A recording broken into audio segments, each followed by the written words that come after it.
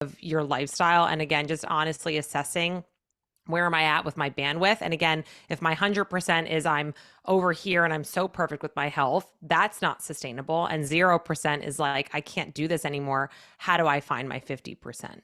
Mhm. That's amazing. That is so insightful. And people, yeah, it doesn't have to be all or nothing. And it can be really frustrating, but it's just if you can really hone in on certain things that help you and stay connected to those things, then you're going to start to see changes. So I think everyone also, they don't have a lot of introspection. Like, have you noticed that? Trying to get people to understand what's helping their body is really hard too. So, like, how do you get people to start to look within and see what actually is helping them? Change happens when you're tired of your own bullshit. I have said this for years. And until you can be honest enough with yourself and honest enough with your healing team and your practitioners that you're working with, you don't get extra credit for lying to yourself. And Mhm, so I think the first step is awareness. Of course, you have to be aware of what it is that I don't even like, what it is I want to change.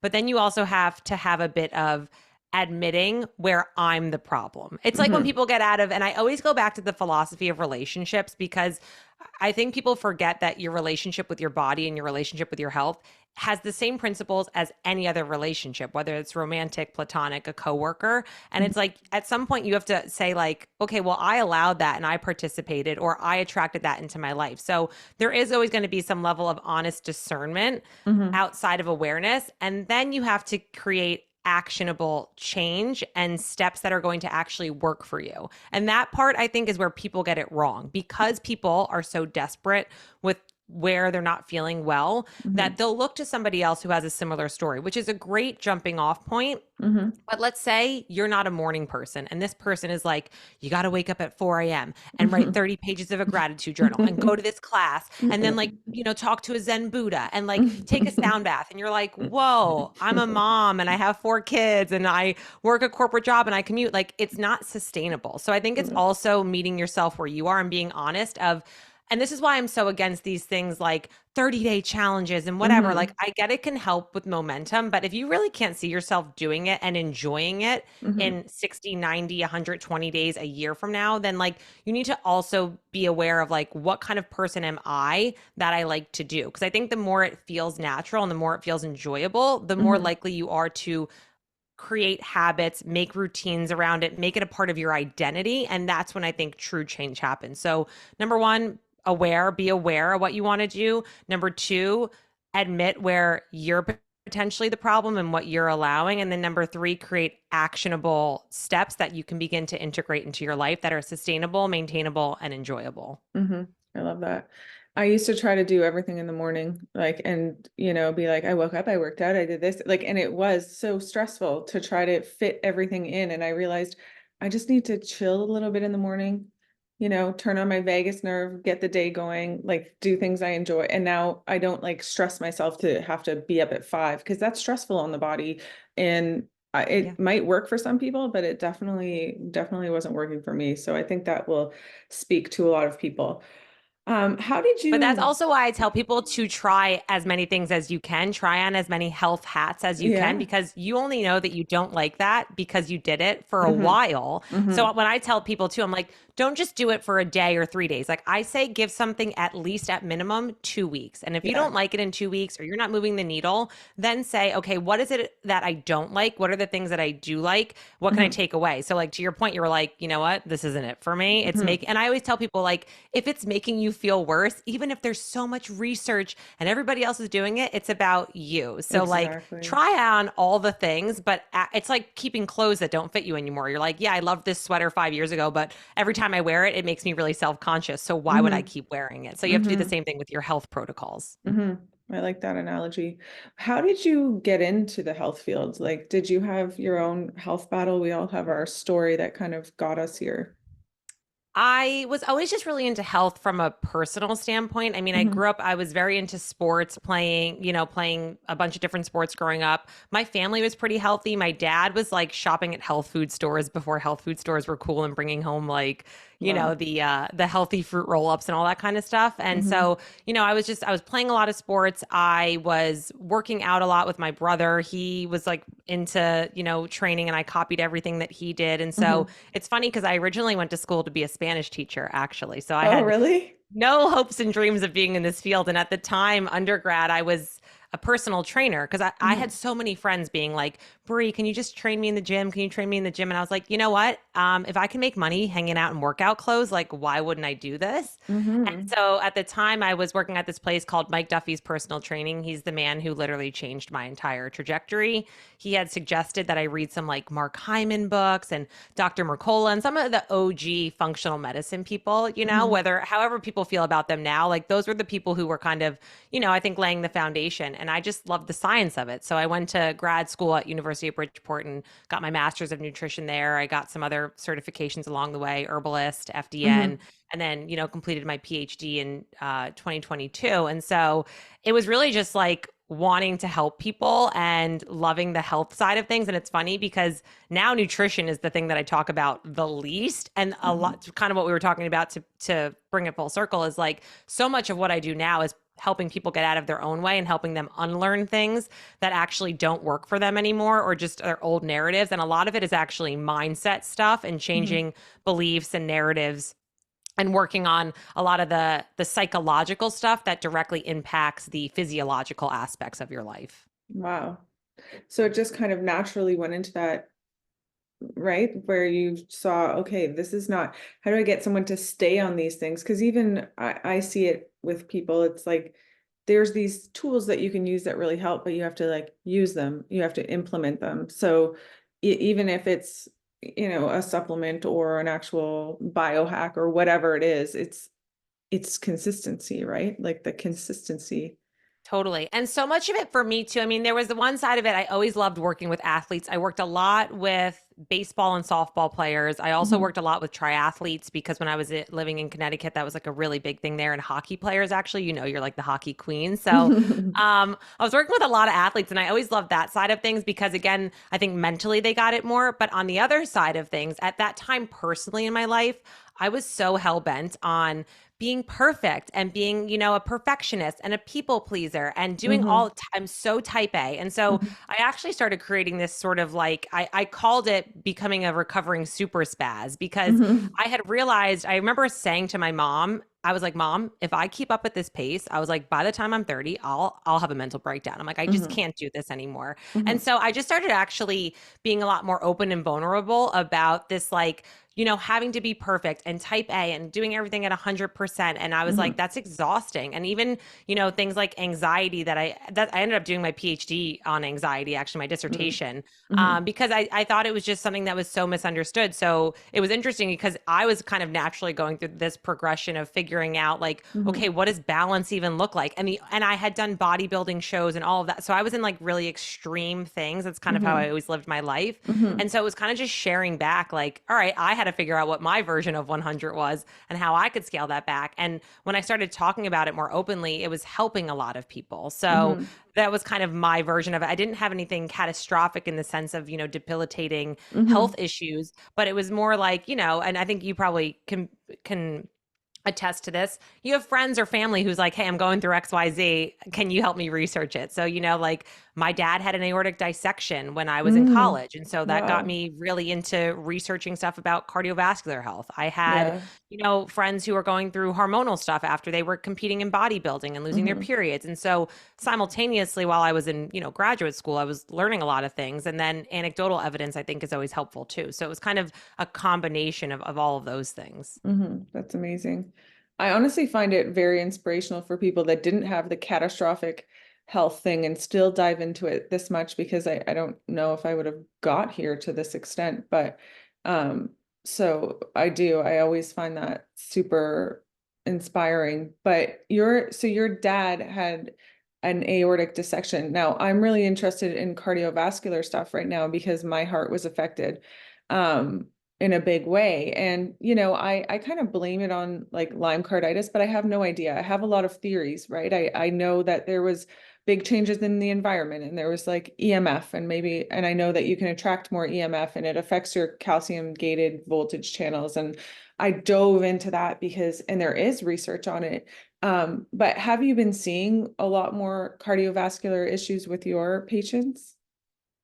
I haven't. I mean, that's not something I really specialize in. I No. mean, I have over the years, right? But most of the Yeah. times when people are coming to me with cardiovascular stuff, it's usually cholesterol. And as Uh-huh. you know, cholesterol is an extremely, I think you just did a post about this the other day, Yeah. is an extremely misunderstood and oversimplified topic. I did Hmm. my master's thesis actually on cholesterol. It was something I felt, really strongly about at the time. And this Yeah. idea, and it's interesting because so many practitioners are now finally talking about particle size, oxidized cholesterol, Hmm. APOE, getting your calcium score. I mean, so there's a lot more conversation around cholesterol just being one piece of the heart health puzzle. But I Hmm. think with anything with health, as I'm sure you've seen, especially in the Lyme's world, there's always kind of this underlying systemic inflammation somewhere. And Hmm. Hmm. inflammation has gotten a really bad rap over the years. And I'm always Yeah. like on the camp of we need inflammation, we need stress in our body. The role is not to Shut it avoid down. these things. It's about, mitigating and balancing them. And Hmm. so I'm always like trying to think, okay, like if inflammation is your body's non-specific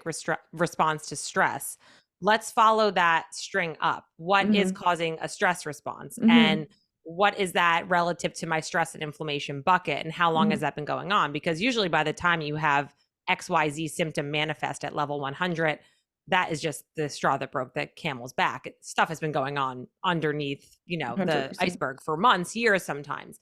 So for me, a lot of it is really thinking like, what else is going on here? What's causing you to have higher cholesterol levels? What's going on with your other labs? What's happening with, your LDLs? What's happening with your liver enzymes? I think people don't talk enough about stuff like, with the liver playing a role in that. And people never talk about when they're getting just a basic panel, like what's happening with your white blood cells? Like, is everything super low and your body's like not having any sort of defense, or is everything really, really high? And are you having a high, Hmm. over response from the immune system? So I think it's just collectively looking at all of those things and then trying to piece that together in conjunction with symptoms that people are having, with the Hmm. lifestyle that they're living and what they've been doing for the past, I want to say like year or few years of their life. Because by the Hmm. time they get labs, it's like, okay, yeah, this is showing us what's been going on recently, but you've probably Hmm. been living this life for a while. Yeah.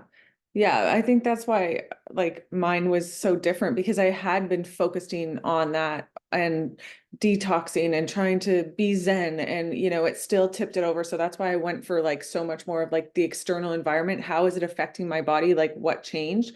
But of course, all of that's true. And even I feel like with anxiety and with the heart, same kind of thing. It's like what's filling up your toxin bucket that's making you, you know, as one part of it, because obviously there's multiple layers, but I'd love to hear your view on even anxiety since you studied it.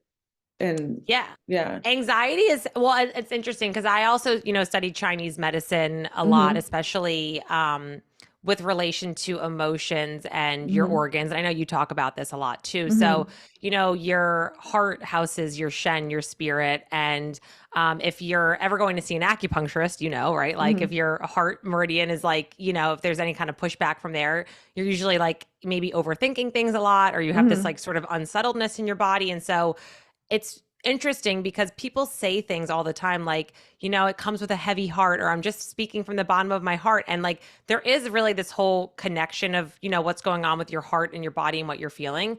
But we also know that your heart kind of has its own nervous system in there as well. And sort of this communication with neurons and to the cardiovascular system. So like there's always the central nervous system part. And then there's always like, I know we want to in Western medicine kind of separate things out. And we can't always do Hmm. that because it is all interconnected. And Hmm. so, with anxiety, especially, it's had this really interesting glow up, if you will, for lack of a better term, over the past few years, where people have made it a bit more, I think accepted, but also kind of a bit too cheeky, where people are like, you don't have anxiety, like your body's lying to you. And I'm always saying that's actually not true at all. Like Yeah, I anxiety, agree. like any information, is a call to action, and it's quite helpful. But with anxiety, what people don't realize is there's really two main subsets of anxiety. We have prefrontal cortex anxiety and we have amygdala based anxiety.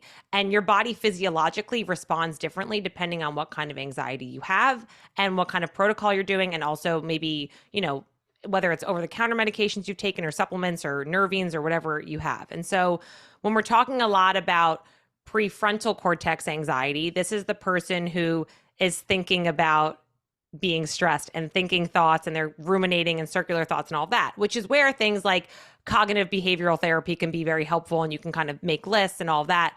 We have amygdala based anxiety, which is much more you're quite literally feeling anxious out of nowhere. You have no idea Mm-hmm. why, right? Because that's like the limbic brain, and there's Mm-hmm. usually a cue, and the thalamus is involved a lot quicker, and it can't relay that message to the prefrontal cortex as quickly. So I think first things first, even with anxiety, is like figuring out what kind of anxiety am I having. So when you tell somebody with amygdala based anxiety, just calm down. Like they literally can't. They're physiologically Mm-hmm. incapable, which is for Mm-hmm. them where something like a benzodiazepam can be helpful in the sense of like, okay, yeah, maybe it will calm down adrenaline and the heart rate and all of that. But we're not really getting to the root cause of what was the trigger and the pairing and the association. Mm-hmm. Where prefrontal, or if you're telling that person, like, just journal, and they're like, what journal about what right now, like that's not helpful for them. So I think it's also understanding, even like step one is what kind of anxious person am I? And that can kind of dictate what kind of protocol you're having. So, like, back to the cardiovascular things, yeah, cardiovascular is going to be implicated in both, of course, your blood pressure and adrenaline and cortisol and all of those, neurotransmitters and catecholamines are going to be impacted. But with the amygdala one, you maybe quite literally are feeling anxious and palpitations and you don't understand why. And that makes you feel even crazier. And then you have people being like, just calm down. And you're like, dude, I can't. So Mm-hmm. I think it's also understanding how to even listen to your body language, as you know. And that's a lot more difficult than people make it seem to be. Like, just think about what you're grateful for. And you're like, Mm-hmm. grateful. I'm not, and I understand you can't be both at the same time, but I think sometimes people can't take themselves out of that moment. Mm-hmm. I totally agree. There's a time and a place for everything, and there especially like you can't journal your way out of a toxic load if that's what is causing and I would say that would create more of that amygdala based limbic system anxiety, because your body's like, I'm trying to tell you something. It's not like something emotional right now. Like, I'm trying to tell you that something's in there that shouldn't be in there, or just to work through. That's the way I see it, at least. I don't No, know. and that's what people Yeah. don't realize is that every emotion is really helpful. Hmm. Back in the day when we were in tribes, everybody I know likes to kind of always go back to this, like, oh, when we were running away from tigers things. And I'm like, yeah, I haven't ran away from a tiger in a really long time, but I understand the analogy and the simplicity of it. But it was true. Like, let's say you were in your tribe back in the day and you thought something was real sketchy and like very not copacetic, you would start to feel anxious. And there was a way for you to tell somebody across the way, like, hey, this is not safe right now, and like we need Hmm. to get out of here, right? So fear, which is a big part of the anxiety equation and the anxiety conversation, like Hmm. that was telling us something that was up. Now what we know now is that we can have helpful anxiety and unhelpful anxiety, and we can Yeah. be worrying well and misusing our imagination and all of that. But back then, it's again just like any emotion, it's we don't want to push them away or say like this isn't helpful. Like we need to figure out why this is coming up in the first place. Hmm. Potentially there are, yes, nutrient imbalances, and potentially there is neurotransmitter imbalances, but that's kind of been disproven, and that's actually like a Hmm. very old school philosophy, and a lot of the times it's much deeper. And again, there's things like systemic inflammation, there's the kynurenine pathway, like people can go down that as well, and sort of what's happening there. And so like Hmm. it's sort of just, and again, that kind of all goes back to stress, inflammation, central nervous system, and then figuring out the actual neural pathway that's involved. Hmm. Hmm. Yeah.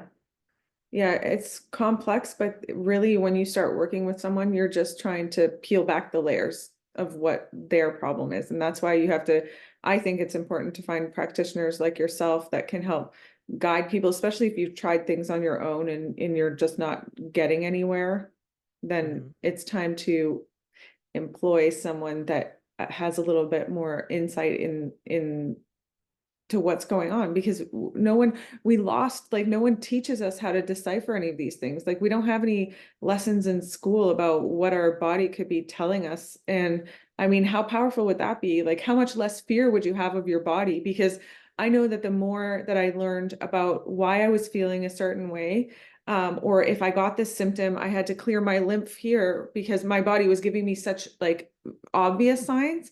Hmm. Um, that you know what you become more empowered, and then you don't go down the fear rumination pathway because you're like, you don't go straight to I'm dying or Google that, it's cancer or, because I mean, obviously those things can happen, but we always say like, first you got to rule out the horses before you think it's the zebra. So, you got to like go through the stuff that's just more straightforward. And sometimes it's, like you said, as simple as getting out of your own way for certain, Yeah. yeah, But certain, sometimes, and I'm sure you've seen this working with people, I've had so many people just say to me, like, Brianna, this is the first time I felt heard in my 5 years of doing yeah, this. Because sometimes, and I see this more with women, and I don't know if it's again because we're always sort of having this internal conflict of like intellect and, being analytical versus our intuition. And if enough people tell you that you're crazy and you're just in your head about it, right, you start to believe it. And so, yeah. so many times it's just Mhm. creating space for people to be like, you're absolutely right. Whatever you tell yourself is true. Psychoneuroimmunology is a very, very real thing, mind body Mhm. connection. And so Mhm. when people just can exhale a little bit and be like, wow, I finally, this doctor didn't, they didn't say this. And I had all these labs, and like, you're the first person who just like let me explain how I feel. Like, that's such a big part of it. So I think Mhm. it's also creating space for yourself to feel like, yeah, I can trust myself again. And again, that goes back to the analogy of being in a relationship. Mhm. Trust is really important, and understanding how to listen to anybody that you're in a relationship with, which includes yourself. Some Mhm. people are slow learners, and some people have been in very toxic relationships. So they don't Mhm. always understand or trust themselves enough to be like, well, I had enough people tell me that I was, not right about this, or everybody Mhm. said that I was wrong or whatever. And so sometimes it is just creating that space to be like, what is it? What is the most loving thing I can do for myself right now? Mhm. What do I need more of? What do I need less of? And that's again, I think, where people get this sort of health burnout where they're like, I have protocol anxiety. Like, I can't Mhm. do one more thing. I had actually a girl come to me. We were working together a couple weeks ago. She's been told by practitioner after practitioner that her adrenals are, quote, burnt out, and she's, got all these problems and this and that. And her cortisol is so messed up, and she has acne, and it's all this stuff is connected.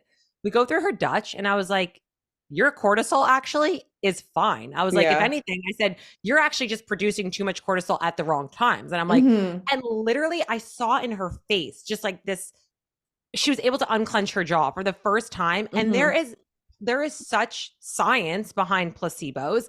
And the Mhm. second you could even be like, you know what, my cortisol is fine.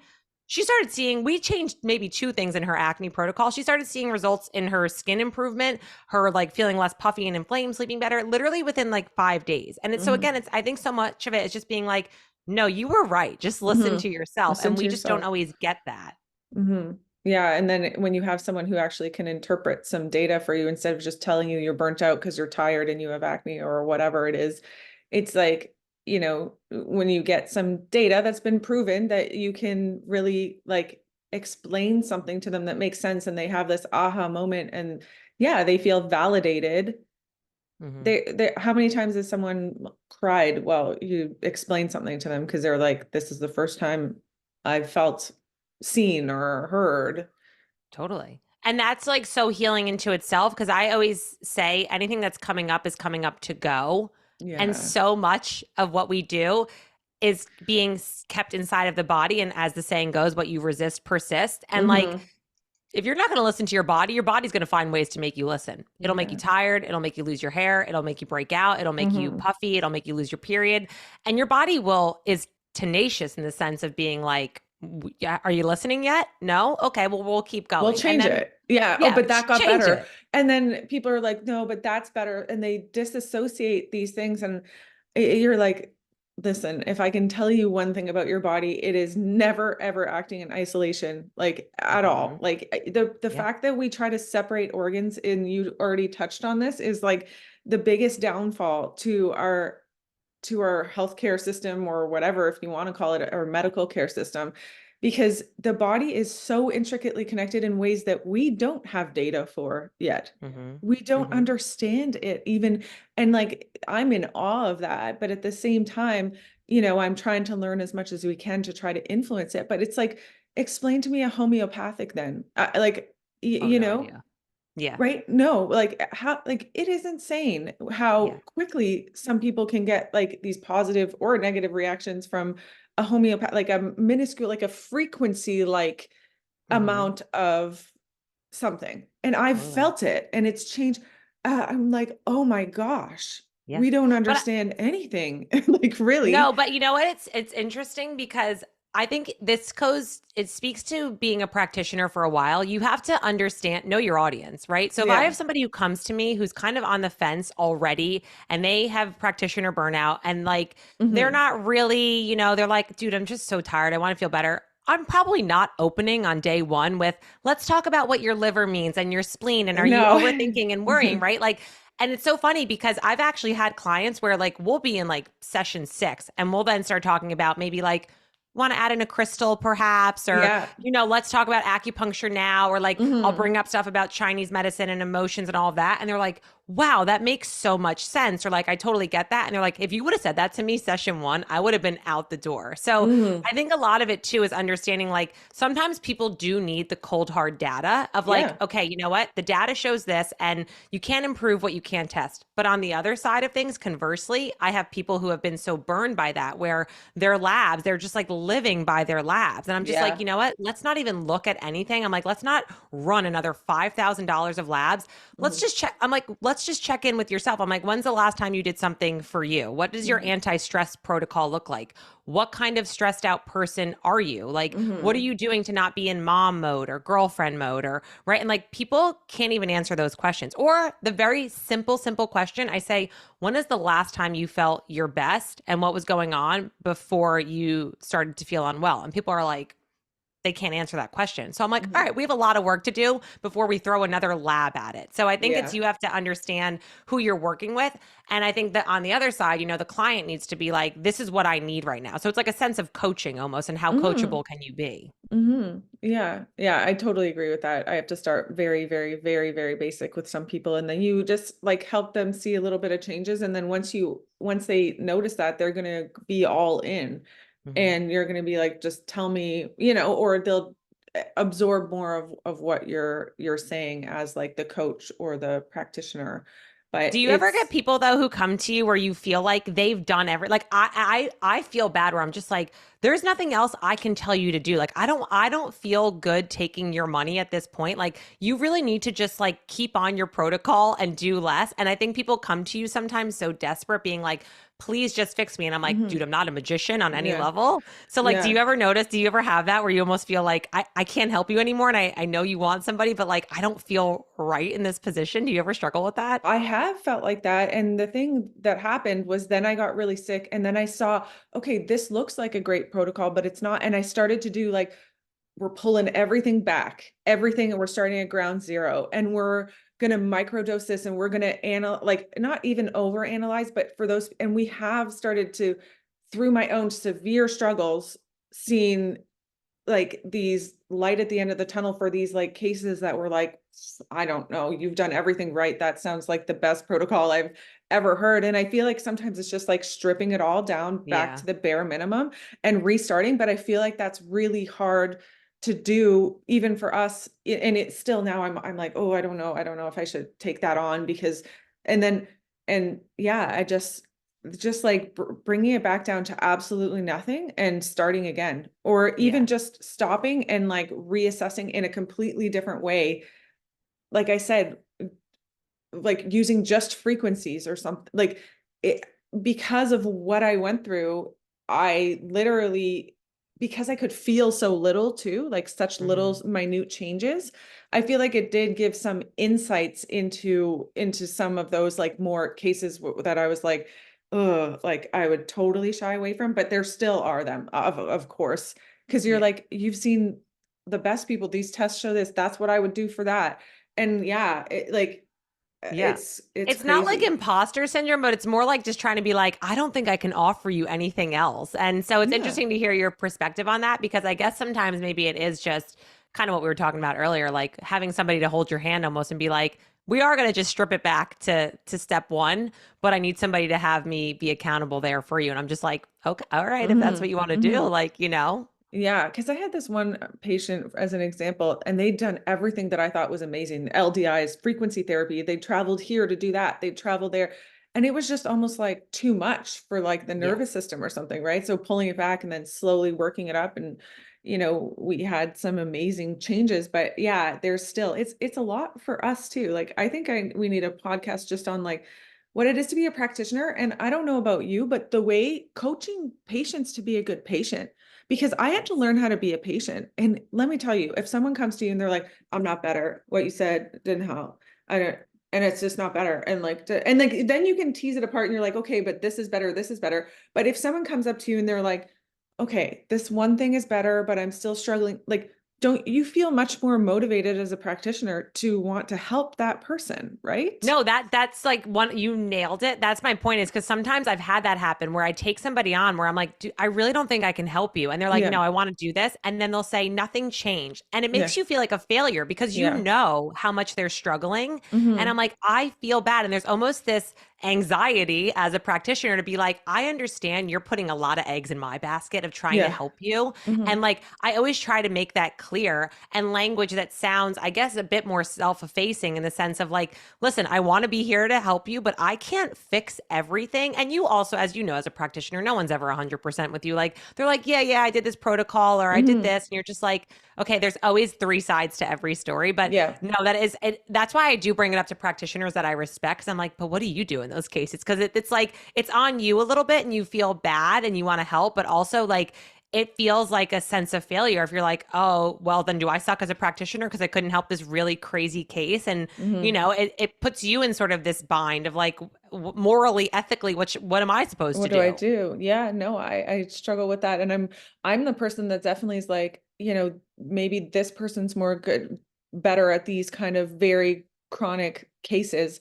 And then sometimes, I sent them to that person that I highly respect and it's still kind of the same. And you're like, okay, like what is the stuck point for this person?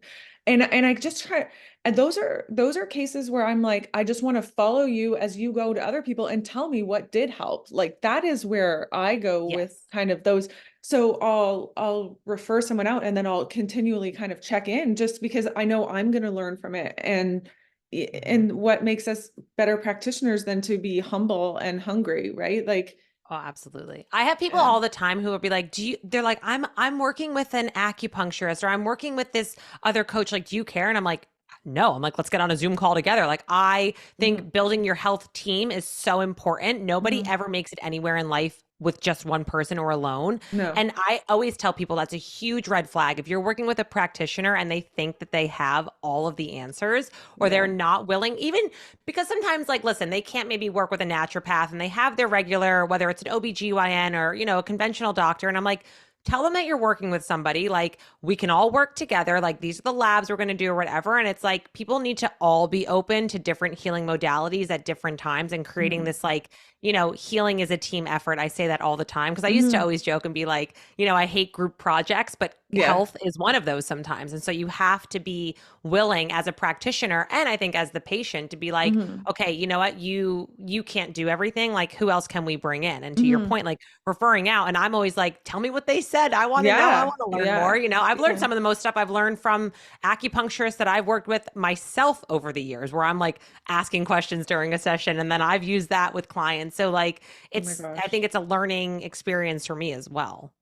Oh my gosh. No, that has been again, same with me. I had to become the patient and then I did some different therapies that maybe I hadn't. And some of them have become like my mentors in certain sense. And I always try to keep a mentor and someone that has more experience in a certain, even if it's the one modality than I do, then and sometimes my favorite people to work with are when I'm kind of like maybe like I don't wouldn't want to say quarterback or just like I'm willing to go over all the different opinions, like really trying to, and also taking in the opinions and trying to just be like, very like objective. Anyways, Yeah, not like a really health like, consigliere of sorts. yeah, Yeah. yeah. And I'm like, okay, well, feel that out, see how it is, even if it is sometimes like a pharmaceutical. I've had amazing results with people where I've had them working with a practitioner in the conventional medical field that sort of understands like parasites or sort of understands and, uses some of these more intense pharmaceuticals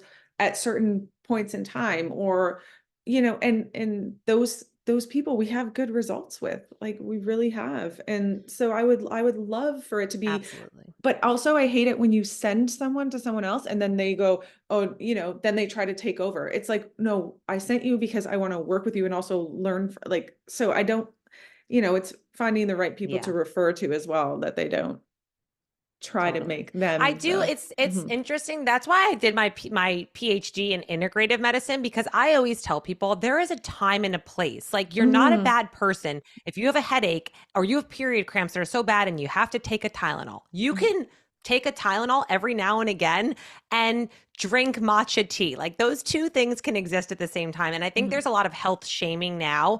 If Mhm. somebody has to, let's say, take an over the counter for a little bit of time or maybe for the rest of their lives, it doesn't mean that you can't still live, quote, holistically and alternative medicine and all of that. And Mhm. it's, we live in this world now where it is so extreme and so polarizing, where people think that they have to live on a camp of one or the other.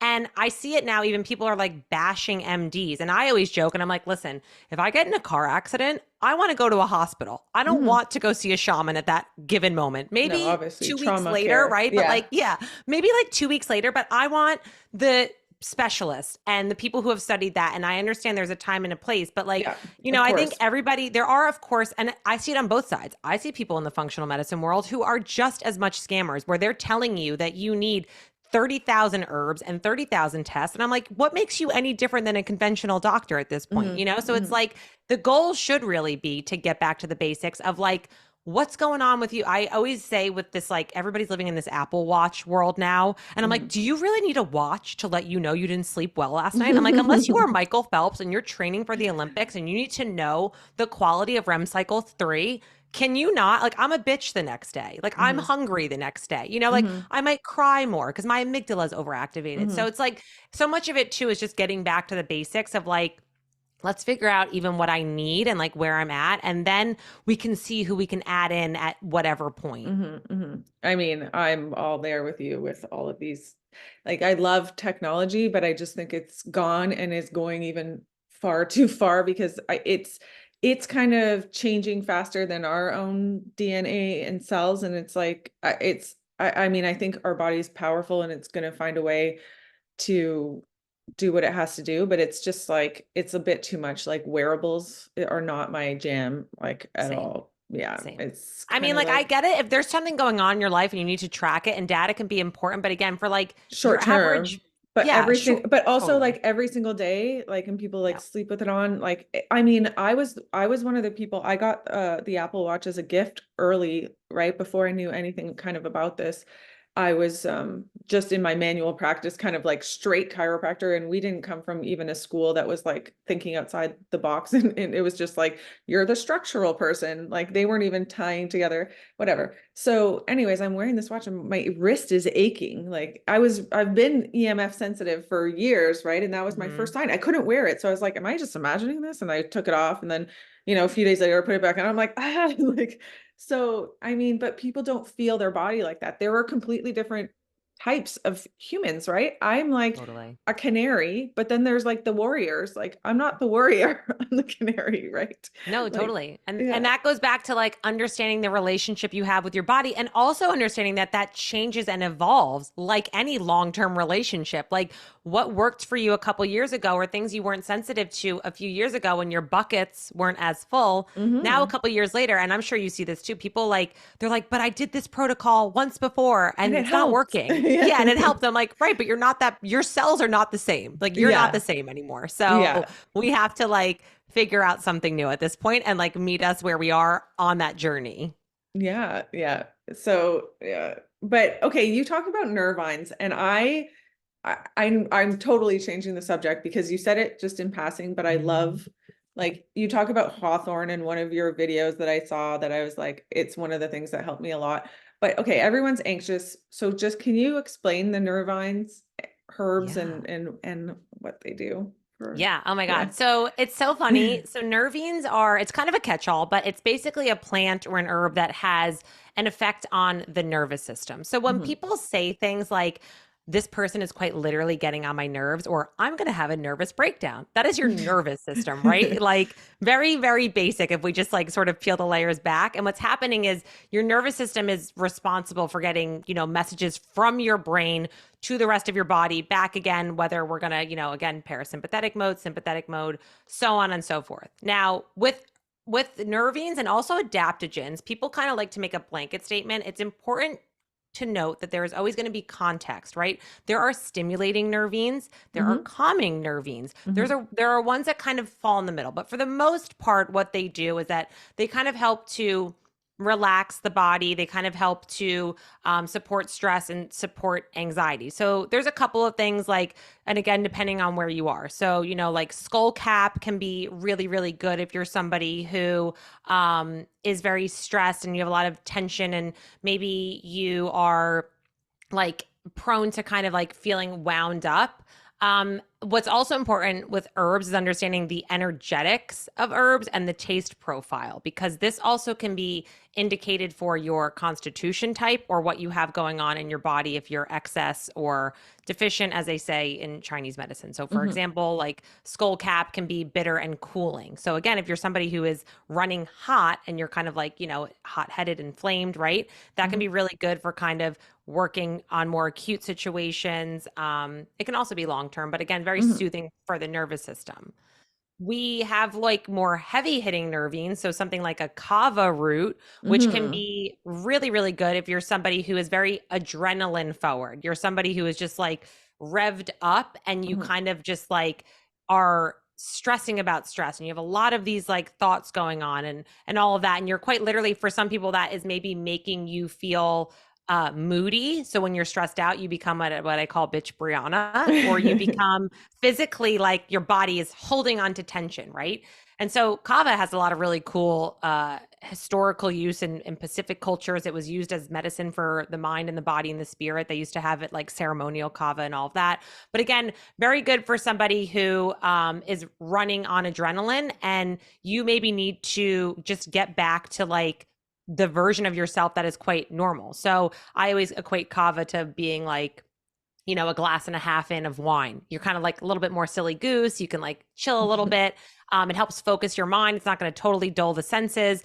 Where something like a valerian is a much more heavy hitter, where if you take that, that can actually kind of like sedate you a bit more. So that's one of those more sedating nervines. And then you have Mhm. ones that kind of fall in the middle. So things like lemon balm, which can be really nice for uplifting the mood while you're Mhm. maybe potentially feeling anxious. And if you're somebody who is prone to getting sick when you're stressed and anxious, has some nice antiviral properties.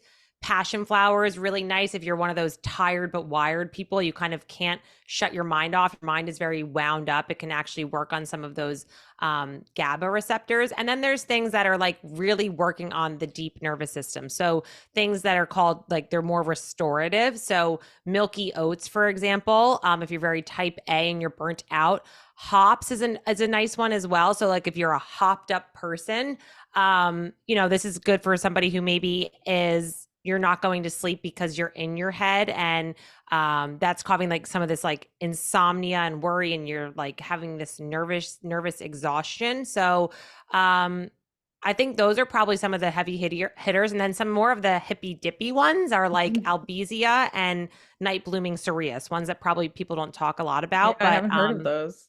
you have or haven't. Haven't those last two.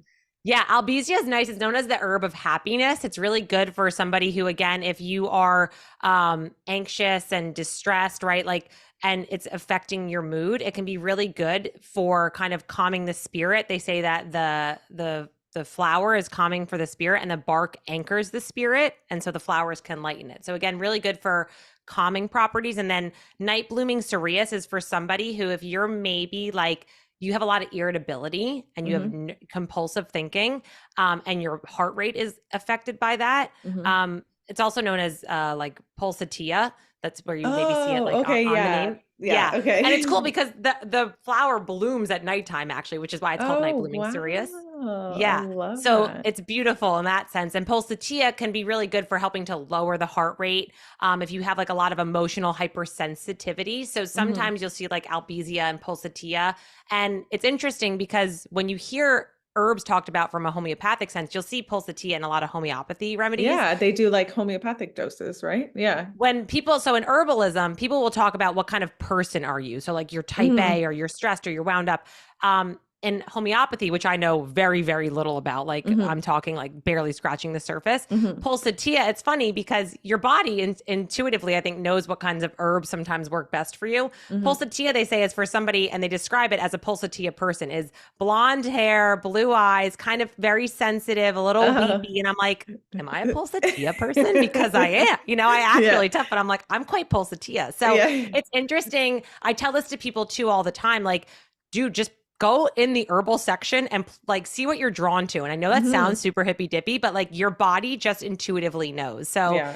I know that was a very long-winded answer, No, I but love it. it is important again to know kind of, do I need something that's a bit more stimulating? Do I want to take a nervine during the day where I can like still work and function? Or Hmm. am I not going to sleep at night because I can't get out of my head? So I need something that's more sedative in nature. So those are kind of Hmm. like the few camps of nervines. Yeah, I started playing around with the Kava Kava, but they have like Kava Kava bars now. Did you know that? Oh, yes, they have them there's a lot of them in New York actually. Yeah, And then that's what where I people don't went. realize is kawa means bitter. It's a very awa means bitter. It's a very, Hmm. very bitter herb. It's disgusting. So Hmm. it is not for the faint of heart. No, Um, you take it but back. because people actually have used kava to get off of things like benzodiazepines, it works as like an MAO inhibitor as well. So it can actually work on some of your neurotransmitters as well. So yeah, Hmm. kava bars have been like popping. I always joke, I'm like, if I get married one day, I'm like having a kava bar 100%. Because it's like, Yeah. kava cocktail is like a very cool thing. People think that kava, like CAVA, Yeah. it like the dry brute, Yeah, like I know. sparkling wine. And That's I'm like, not what no, we're kava talking with a about. K. Yeah. They're like, I'm not So coming to that's any not of what your we're parties. talking. We're, No. we're talking about the bitter powder that they stir it up and you that well, I mean they have it in obviously capsules or whatnot, but I went to one of those in New York, the Kava Kava bar, and it was pretty No, I love it. calming. It's like it's one of those herbs that I find people are either a kava person or they're a valerian person. You're usually Mm. not both. Hmm. And it's funny because valerian, there's about like, I believe it's like 5 to 10%. It might actually be a little bit higher. That valerian has the opposite effect Oh and it makes you yes. wound up. And interestingly enough, I'm one of those people. When I take valerian, I'm wired. I Like, think I might be does one of nothing them for as me. well. Yeah, and it's interesting because kava is quite the opposite. Kava, I'm like, cool. I Hmm. feel like it takes the edge off. And that's why I always Hmm. give the joke of being like, it's like when you have that glass, your first spicy margarita Hmm. in, and you're like, Hmm. woo, I'm like ready Hmm. to have a good time, right? Like that's what kava does, where valerian is much more like, oh, I got to be like zen now. So, like, Yeah.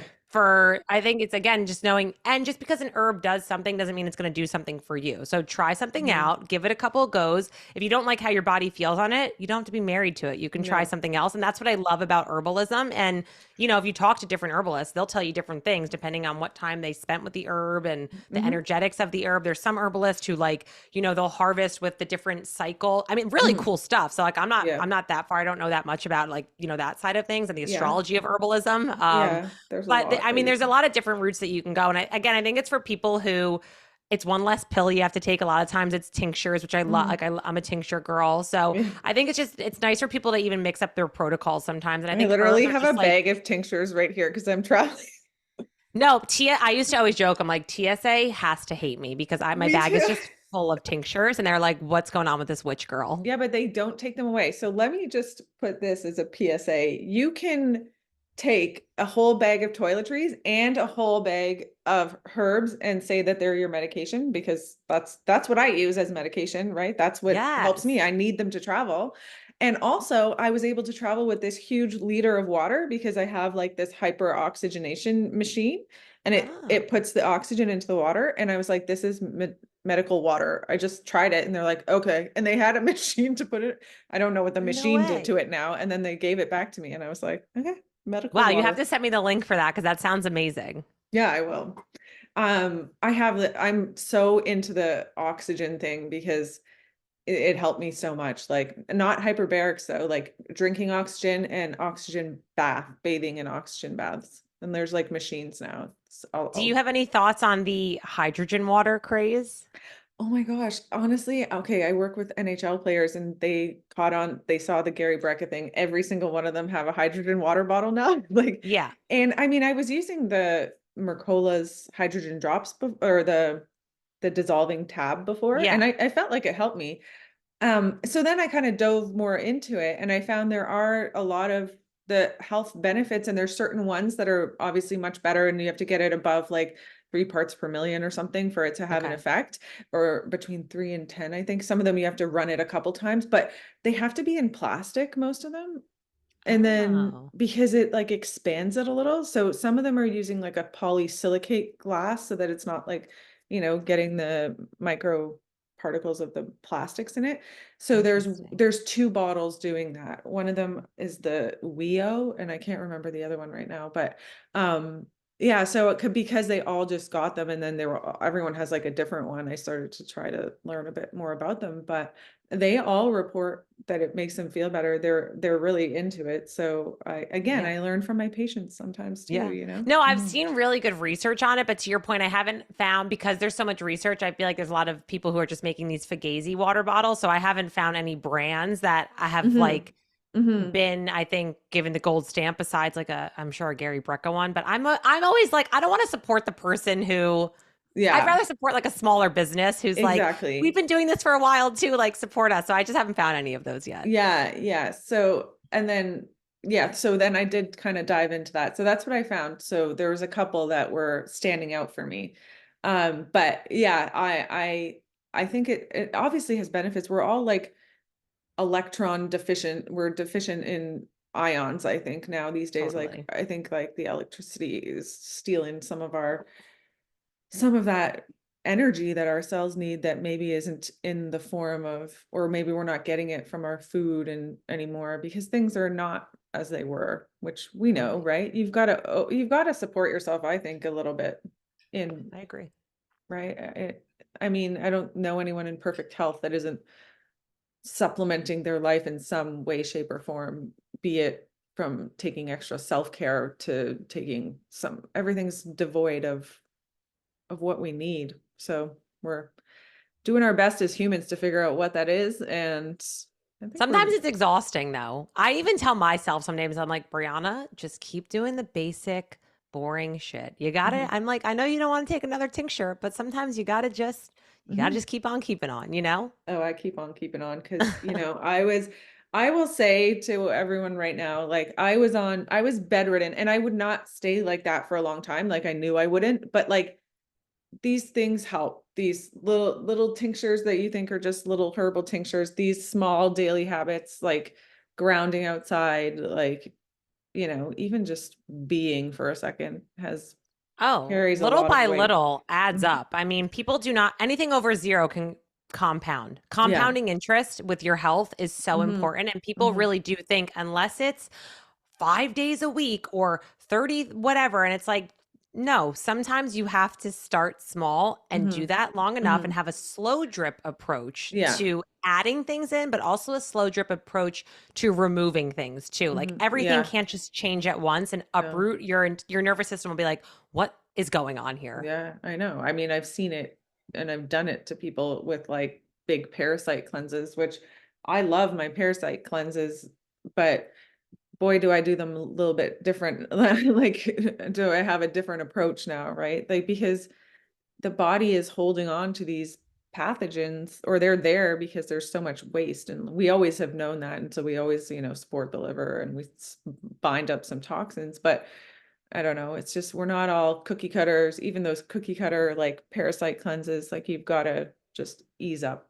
to certain things. But and they I do agree. great for people that are like healthy and want to cleanse for sure. But Totally. yeah, what did I yours always tell do? people too, no matter what your health quote issue is that you're working on, I'm like, don't ever look at a supplement for what it says structure function wise. Like, let's say it says Oh, parasite yeah. cleanse, or let's say it says men's or Oh, women. I'm yeah. like, look at the ingredients and figure out what mechanism of action you're looking to support, because sometimes it might just be marketed as something else. Like I've had for women, let's say, given them like a men's formula. It was says it was men's on the Yeah. outside, but the Yeah. ingredients in Same. it are just really good, right? So like, I Yeah. think that's important, is understand what am I trying to work on and what Hmm. mechanism, what pathways am I trying to target? Because Hmm. there's other, and again, like what we were just talking about, maybe you're somebody who XYZ supplement or herb doesn't work. There's other Hmm. things that work on similar mechanisms and similar enzymes and what have you. So it's like figure that out and you can reverse engineer your protocols as well. Hmm. Hmm. And what do you think of all these, like, the trend, there was the trend with like the hydrogen bottle, but and then now everyone's on colostrum because the Amra colostrum got really popular and everyone's on the seed probiotic. Like, these people that market really well. I guess, like, what I say to people, I guess if it does help you, it's fine, but it's like this, not this one size fits all, just take all this stuff all at once because it's marketed to you, right? Like try to get a little bit of Yeah. insight. I always tell people until you have the basics covered, that stuff is extra credit. Like you're Hmm. not going to probiotic your way out of the basics. Colostrum is not going to fix your unhealthy relationship with yourself and the shitty Hmm. relationship that you're still in, right? Like, Hmm. so I think you have to know what level, what player you are. Are you Hmm. starting varsity? Cool. Yeah. If you're starting varsity and you've been putting in your time, Mhm. add it in there, try it Mhm. out, because you know Mhm. your body enough to say, I added this thing in there and it didn't really move the needle a lot, or I Yeah. added this in. But if you're so unsure about things and you're like on the freshman team and you're on the bench and you're like, dude, I have no idea how this affects me, and you Mhm. add in one more thing, it's not going to always help. But to Mm-mm. your point as well, okay, if you think you want to get a probiotic into your life, let's think about, why do I want to add a probiotic? What health issues am I having? Am Mhm. I bloating? Am I having diarrhea from antibiotics? Let me Mhm. look at what strains. There are Mhm. certain brands that maybe look really pretty and they have cool colors and their marketing is great, but does it have the strains that I need? Right. So Mhm. it's like, I think also understanding like that's not the only company, that's not the only colostrum company that exists, Or right? Like also there's other staying ones on them too. for so long too, right? Yes. Like the same thing, strain. Yeah. You were, No, oh my God. yeah. I think you should be, nobody needs to be on a probiotic, I don't think, all year round. Mm-mm. And I think you should be cycling them with the seasons anyway. And I think you should Mhm. be on very specific strains at a much lower dose than people think of 50 billion CFUs. A lot of companies have luckily gotten away from that. Yeah. But I always tell people, I'm like, when in doubt, go to Dr. Ruscio's podcast and he will drop knowledge on anything probiotics that you need. Yeah. He's like the OG probiotic king. Yeah, that's true. And it's changing so much though, because they're starting to learn so much more about the microbiome and, there's strains that we don't even know about yet. Like I There's remember. strains and then there's ID strains. I actually had a gut expert on my podcast. I think it was like episode 61, perhaps. And he Mhm. was just talking about like how far even that's gone now, where we went from like CFUs and then kind of got smaller genus species and then Mhm. specific strains and now like strain IDs, because you'll see like, subtilis, Yeah. DE111 and you're like, okay, Mhm. it's the 111 part that's actually working on. So it's Mhm. really interesting how much it's just evolved. And with science too, as you know, there's a delay with the science that's happening and the time that we get to actually read it and then put it into protocol. Yeah, I think, and especially when it goes into protocol for the conventional side, they have so many steps. It's like 20 years for them. At least ours is a little Oh bit yeah. tighter, or at least we Yeah. try, Yeah, right? Yeah, yeah. totally. Well, honestly, this has been so amazing. I could definitely keep talking to you, but where can people find you? This was so fun. So It first of was all, so thank you for having fun. me on your podcast. I really It's respect my you as a pleasure. practitioner and a person, so You I'm too. honored to be on here. But I live on Instagram mostly, and my name on Instagram is just Brianna Diorio, and my website is briannadiorio.com, and my podcast is the Brianna Approved Podcast. So that's where you can find all things Brianna. I love your Brianna approved things. And I really started following you when you were doing the spaz thing. You're like, this is what you were talking about before. I was like, Recovering she's super killing. spaz. Yeah, I Yes, mean yes. it's It very because it's, much and I spoke say to me. recovering because it's like it's ongoing. It's just like I'm a recovering perfectionist and recovering Yeah. people pleaser. Like I'm in recovery, which means that I have to always be aware of that, and it's a battle every day. Yeah. Yeah. I love it. Well, thanks so much. Thanks for bringing just real, genuine Brianna to us, to Instagram, now on here. And yeah, everyone should follow you. listen to your insights. You have all these little videos where you're just talking about, like you said, some of those basics that we need to do to change, and they can go a long way. So dive into all your content because it's amazing. Thanks so much. Thank Appreciate you. you.